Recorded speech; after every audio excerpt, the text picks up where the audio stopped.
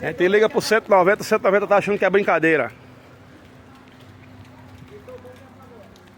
A mulher altamente embriagada aqui, ó, deitou e apagou-se, e duas crianças dentro do carro. Oi? Tudo bom?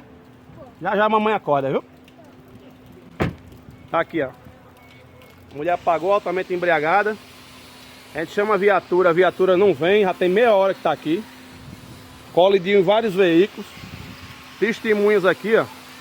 E eu tomei a chave do carro dela para evitar o pior, viu? Agora estamos aqui aguardando a viatura e a viatura tá achando que é brincadeira, viu? Tem 200 viaturas ali na frente do Frasqueirão, mas nenhuma vem aqui, ó. 20 metros do Frasqueirão, um acidente aqui praticamente.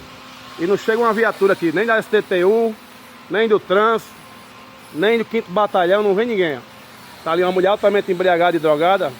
Bateu em vários veículos aqui, tomou a chave, ó. E estamos aguardando a viatura chegar.